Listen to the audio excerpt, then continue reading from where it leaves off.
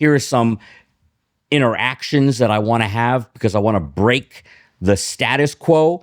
If I get up there and I talk for 45 minutes and all I'm doing is talking, you're going to tune out at some point. Phil Phails for you. Yeah, 45 minutes is like, that's the limit on human attention span, right? It's even less than that. Is it? Think about TED Talks, 18 minutes. Really? A TEDx talk. I bet you it's getting shorter with the way content is Absolutely. So you've got to be able to get something in these nuggets, right? Bite-sized nuggets. And so public speaking, you want to change the status. Yeah. So if I'm talking to you for 2, 3, 4 minutes in the beginning, then I want to say, let me ask you a question. Now the brain is going, okay, there's a question. I'm not just listening. Now I have to think. Yes. And so have you ever been in a situation where XYZ? Now, yeah, I have, or I can imagine what that's like.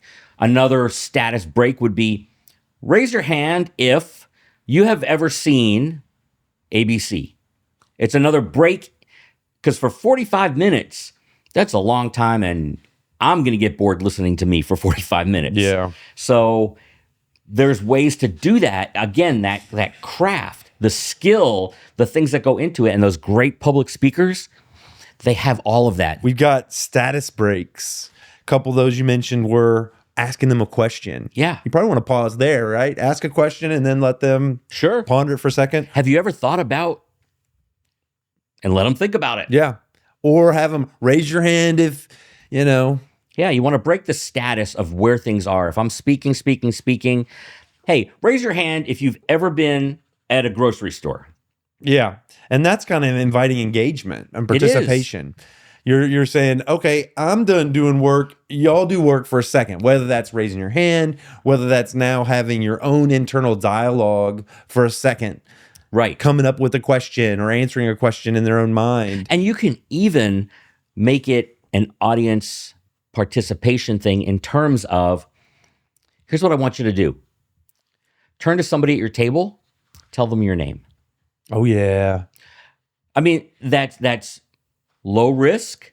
Yeah. There's not a lot, right? And so for public speaking, right, you want to get them into this role, at least mentally, and then physically. So if I want to get you a little bit into public speaking and people are coming to hear me talk about public speaking, and I say, let's do something. I want you to turn to somebody at your table and I want you to tell them your first name and I want you to tell them how you got here.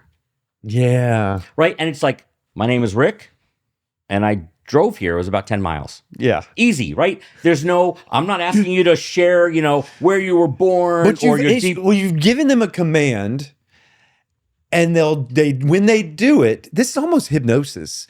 You've asked them to do something, they're going to follow along because of the context. And then if you're asking them to introduce themselves to someone, and then now there's relating to their audience, you're building a tribe. Yeah. And they're probably going to enjoy that experience unless they're extremely introverted, and then they might not be there in general if they are, right? Who's going to be in an audience? They probably stay home. But and though, that in an audience of more than one, you have a chance of not connecting with 100% somebody. Yeah, you're not going to connect 100%. And so that's okay. Yeah. Right? I mean, there's no way to do that. You can work at it. You can try to do your best to really craft everything we're talking about so that you're engaging everybody, the introverts, the extroverts, the visual learners, the auditory learners, the tactile learners, there's all these different things. So you try to embed all of these different ways of engaging everybody, because if you are a visual learner, I might have a PowerPoint up behind me. Right. Without all the bullets, without all the words. You can't have a lot of words, but maybe there's an image on there. Image that is with one word or something. Yeah. Exactly what I'm talking about right now. Like, let's say we go back to the riding in the back of the station wagon. You got a station wagon. I got a station wagon up there. Yeah. They're seeing that visual thing. It's connecting with them. Yeah. If you're auditory, you're hearing my story, right? Yeah. If you're tactile, maybe I say, okay, I want you to write down this word, station wagon. I mean, so there's just different things. And so when you get your audience to connect with themselves, with each other in there, turn to somebody at your table and just tell them your first name. That's a status break. Right? It's a status break. It's getting them into the mindset of there's a communication. You just had a communication. You just did Public public speaking presentation to one person with one word. Yeah. I'm Rick. We gave you a micro. Okay. A little taste of it. So Yeah.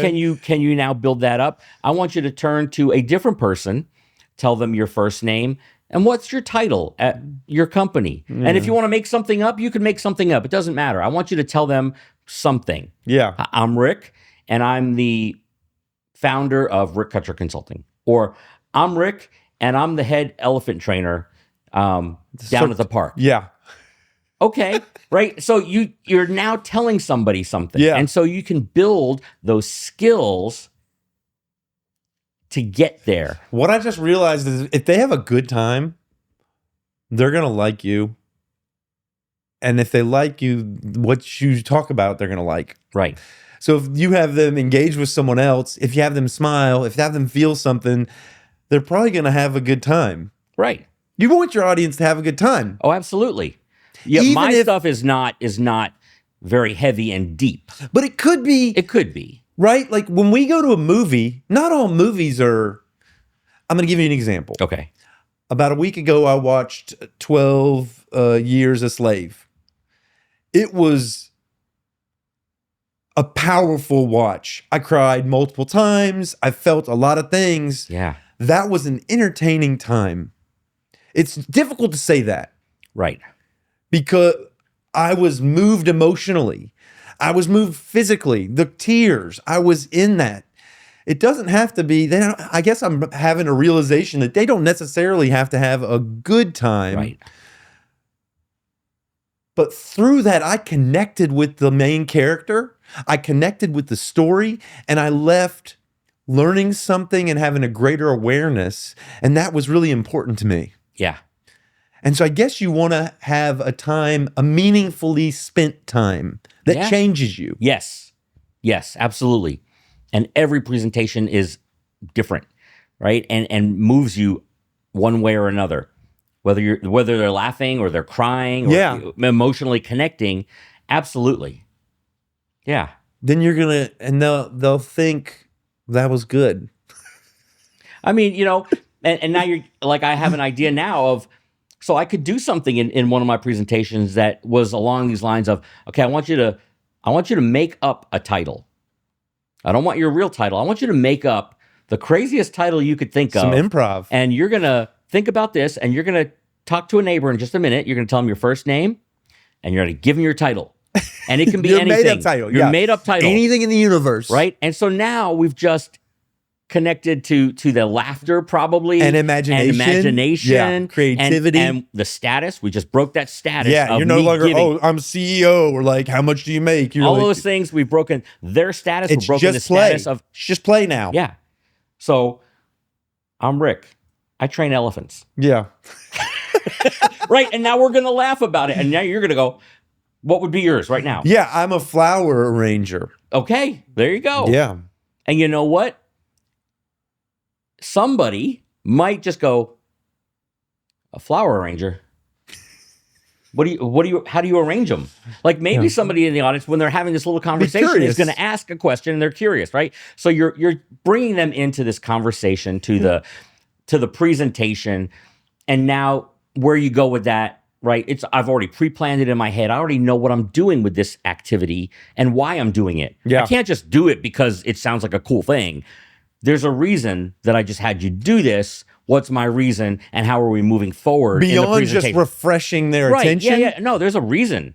Yeah. Besides Your just status break is meaningful oh, absolutely. with your why and what you want them to walk away with. For you, and asking them to present their name and a title, making it up, is an opportunity to public speak. yes. An opportunity to speak to a stranger. Yeah. If I'm talking about public speaking and communication skills and all those things, and I say, okay, raise your hand if you know what a cat is. Yeah. Everybody's hand's going to go up. Okay. They're like, what's that got to do with public speaking? And then I go on to, okay, so when you're in front of an audience, here's what you do. Everybody's going to go, what was he What talking the heck about was this? the cat thing? Yeah. Like, okay, there's no point to that. I broke the status Yeah, you sure of, did. of what was going on, but like, what's the point? It's got to be meaningful. But you can weave a story through the presentation where you leave them hanging a little bit. Yeah, then give him the cat And later. then later on, right? Remember I asked you about the cat earlier on? Remember we talked about cat? That's going to come back, right? And so now they know, they're waiting for it. And now later on I go, so I had this cat. Yeah, it goes into a story later. Let me tell you about my cat. You'll see why in a minute. Yeah. So I had this cat.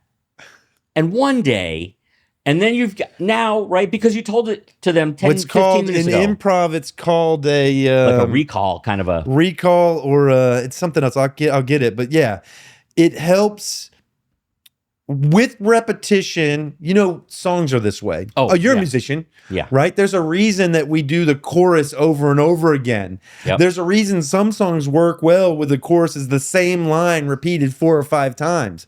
Repetition, it gets stuck in your brain. Yeah. Right? Everybody finish this this phone number. 8675. 309. Come on, man. Right, everybody. And so You got it.